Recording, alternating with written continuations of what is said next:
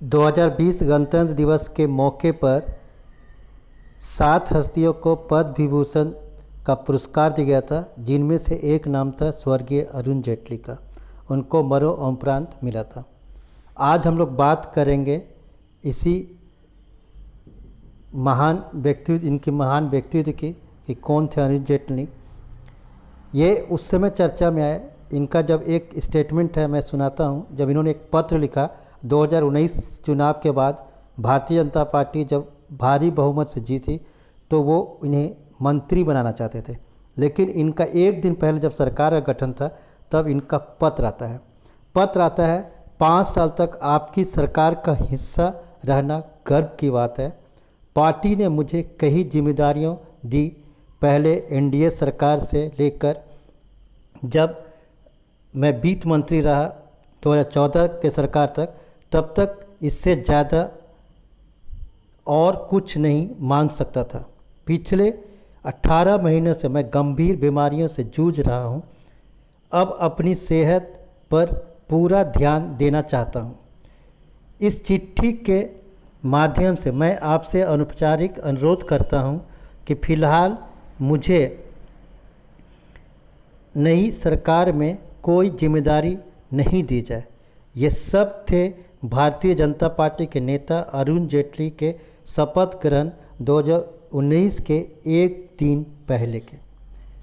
तो इससे पता चलता है कि वो कितने जिम्मेवार व्यक्ति थे और वो मतलब कि क्या चाहते थे। वो चाहते तो सरकार में मंत्री बन सकते थे। भारतीय संसद के राज्यसभा में भारतीय जनता पार्टी के नेता अरुण जेटली एक अनुभवी राजनेता के साथ साथ जाने माने वकील भी थे। इनका जन्म 18 दिसंबर 1952 को नई दिल्ली के नारायण विहार इलाके में मशहूर वकील महाराज किशन जेटली के घर हुआ।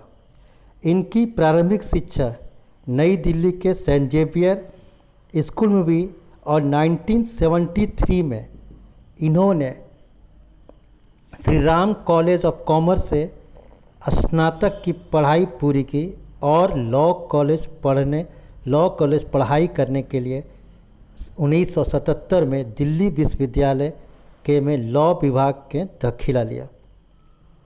वह पढ़ाई के दौरान शिक्षण व अन्य कार्यों में भाग लेते रहे। 1974 में वह दिल्ली विश्वविद्यालय के विद्यार्थी संघ के अध्यक्ष चुन लिए गए। इसी के साथ उनका राजनीतिक कैरियर का शुरुआत हुई। 1975 के आपातकाल के दौरान 1975 में आपातकाल के दौरान 26 जनवरी 1975 को उन्हें गिरफ्तार कर लिया गया। अरुण जेटली गिरफ्तार कर लिए गए। तिहाड़ जेल में अरुण जेटली को उन्हीं जेल में रखा गया जिसमें अटल बिहारी वाजपेयी, लाल कृष्ण आडवाणी और के.आर. मलकानी के अलावा अन्य राजनीतिक कैदी रह रहे थे। इसका उनके बहुत फ़ायदा हुआ। यहीं से उन्हें पता चला कि राजनीतिक उनका कैरियर होने जा रहा है।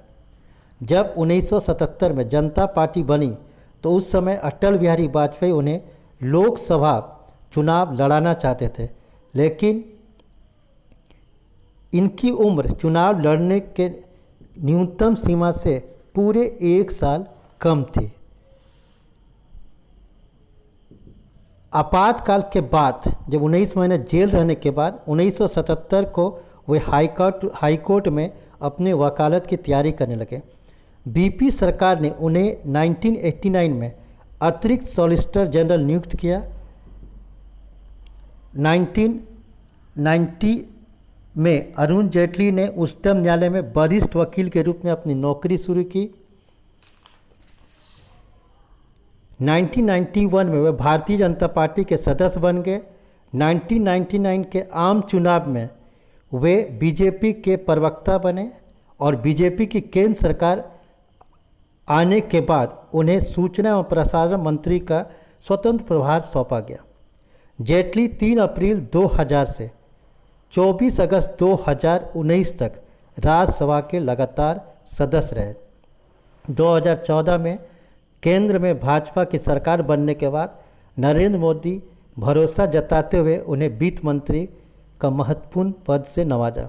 अरुण जेटली की लंबी बीमारी के बाद 24 अगस्त 2019 को उनका देहांत हो गया। उनकी बहुत सारी जो कहानियां हैं उपलब्ध हैं, उनके स्पीचेज हैं, और एक जो बुक है अंधेरे में उजाले की ओर, काफ़ी थे। लेकिन उनके एक महत्वपूर्ण योगदान रहा GST, goods and services tax, Bharat में 1 जुलाई 2017 से लागू एक महत्वपूर्ण अप्रत्यक्ष कर व्यवस्था है, जिसे सरकार व कई अर्थशास्त्री द्वारा इसे स्वतंत्रता के पश्चात सबसे बड़ा आर्थिक सुधार मान बताया जा रहा है। धन्यवाद।